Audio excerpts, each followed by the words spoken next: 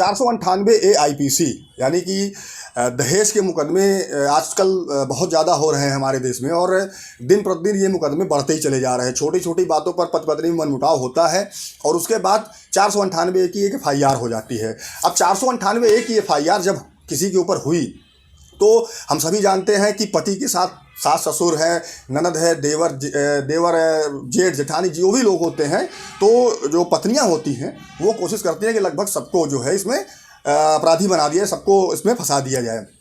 अब 498A का मुकदमा अगर दर्ज हुआ तो दर्ज होने के बाद आगे की क्या प्रक्रिया है, क्या दर्ज होने के बाद किसी व्यक्ति को उसमें जेल जाना पड़ सकता है या नहीं पड़ सकता है, FIR दर्ज होने से पहले क्या होता है, थाने पर क्या बुलाया जाता है, इन सारी चीज़ों का डिस्कशन आज हम इस वीडियो में विस्तृत रूप से करेंगे।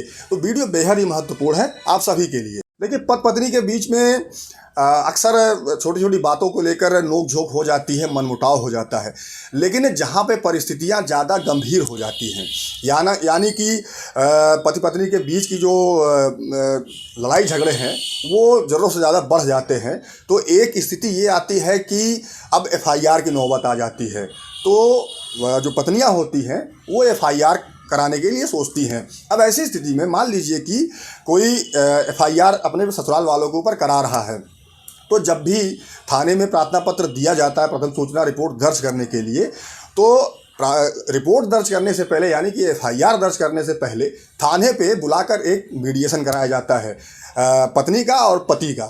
अब मान लीजिए कि किसी तरह से सुलह समझौते के आधार पर अगर वहाँ पे बात बन जाती है और दोनों लोगों में सुलह हो जाती है, यानी कि पति पत्नी में सुलह हो जाती है, तो वो मामला वहीं पे ख़त्म हो जाता है। लेकिन यदि परिस्थितियाँ विकट हो गई हैं, परिस्थितियाँ संभलने लायक नहीं हैं, पति या पत्नी में या दोनों लोग समझौते के लिए तैयार नहीं हैं, तो ऐसी स्थिति में तब FIR दर्ज की जाती है। यानी कि जब मीडिएशन की कार्रवाई फेल हो जाती है उसके बाद FIR दर्ज होती है। FIR दर्ज होने के बाद जो विवेचक होता है वो सारे तथ्यों और परिस्थितियों को देखकर उस पर विवेचना करता है। विवेचना के बाद चार्जशीट लगती है। फिर चार्जशीट जब लगती है तो उसमें ये देखा जाता है कि कितने लोगों के नाम इसमें चार्जशीट में है। मान लीजिए जैसे FIR में 10 लोगों के नाम लिखवा दिए गए हैं, लेकिन उन 10 में से 5 लोगों के खिलाफ कोई पुख्ता सबूत नहीं मिले हैं, यानी कि मजबूत एविडेंस नहीं है विवेचक के पास, तो विवेचक उनको चार्जशीट से निकाल भी सकता है। यानी कि दोनों परिस्थितियां हैं, चार्जशीट लगा भी सकता है, अगर एविडेंस मजबूत है तो सबके खिलाफ चार्जशीट लगेगी, अगर किन्हीं के खिलाफ एविडेंस नहीं है तो उसका नाम चार्जशीट से हट भी सकता है। चार्जशीट लगने के बाद फिर होता ये है कि जब मामला कोर्ट के समक्ष पहुंच गया तो कोर्ट सम्मन जारी करता है ससुराल वालों के खिलाफ, हस्बैंड है, सास है, जिनके लोगों के खिलाफ चार्जशीट लगी है।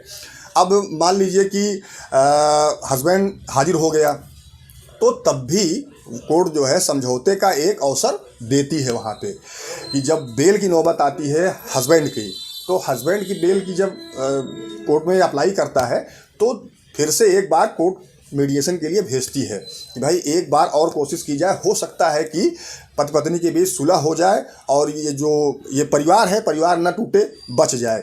अब जब कोर्ट से मीडिएशन जाता है तो वहाँ भी मीडिएटर के समक्ष सारी बातें रखी जाती हैं। मीडिएटर दोनों पक्षों की बातों को सुनता है। अब देखना ये होता है कि वहाँ पे समझौता करने के लिए दोनों पक्ष राजी हैं कि नहीं है, या कोई एक पक्ष नहीं राजी है। मान लीजिए कि पति नहीं राजी है या पत्नी नहीं राजी है, ऐसी स्थिति में मीडिएशन वहाँ फेल हो जाता है। मान लीजिए कि मीडिएशन फेल हो गया तो अब क्या होगा, मीडिएशन फेल हो जाता है तो फिर वो मीडिएशन की जो रिपोर्ट होती है वो वापस कोर्ट में जाती है। फिलहाल जो पति की ज़मानत होती है वो इंटरिम होती है, यानी कि फाइनल ज़मानत नहीं होती है उस समय। लेकिन जब मीडिएशन की रिपोर्ट आ जाती है तो न्यायालय ये देखता है कि मीडिएशन की रिपोर्ट में क्या लिखा हुआ है, उस रिपोर्ट के हिसाब से बेल पे आगे सुनवाई चलती है। अमूमन होता यह है कि 498A के मामले में मीडिएशन की रिपोर्ट आने के बाद जो है वो बेल फाइनल दे दी जाती है।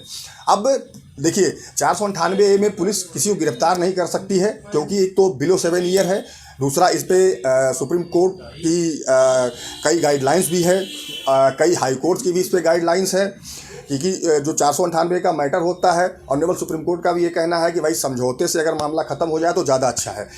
अब मान लीजिए कि जब तक कोर्ट से कोई वारंट पति या उसके घर वालों के खिलाफ नहीं जारी होता है, तब तक पुलिस नहीं पकड़ सकती है। मान लीजिए कि कोई कोर्ट के समक्ष हाजिर नहीं हो रहा है, अब कोर्ट से NBW जारी हो गया है, ऐसे में पुलिस कभी भी पकड़ सकती है।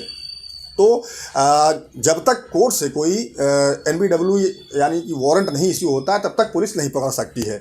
अब मान लीजिए कि आपकी बेल भी हो गई, आगे मुकदमे की कार्रवाई बढ़ गई, गवाही शुरू हो गई, फिर गवाही में देखा जाता है कि भाई क्या गवाही आई है, उसके हिसाब से फिर आगे ट्रायल चलता है।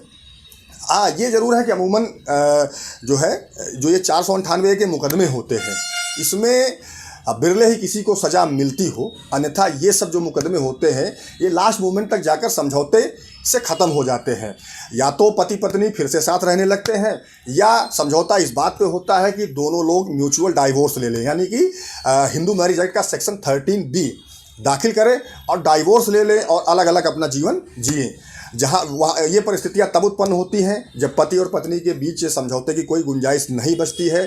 तो भी एक अवसर ये होता है कि भाई अगर आप लोग साथ नहीं रहना चाहते हैं तो एक समझौता विलेख तैयार, यानी कि एक कंप्रोमाइज़ डीड तैयार हो जाती है। उसके आधार पर दोनों लोग म्यूचुअली डाइवोर्स लेके अलग अलग हो जाते हैं, उस मुकदमा वहाँ पे ख़त्म हो जाता है। क्योंकि जब ये 13B के लिए आप अप्लाई करते हैं म्यूचुअल डाइवोर्स के लिए, तो जो एग्रीमेंट बनता है उसमें उसकी ये शर्तें होती हैं कि पत्नी ने जो भी मुकदमे पति के ऊपर दर्ज कराए हैं वो सारे मुकदमे वापस लेगी।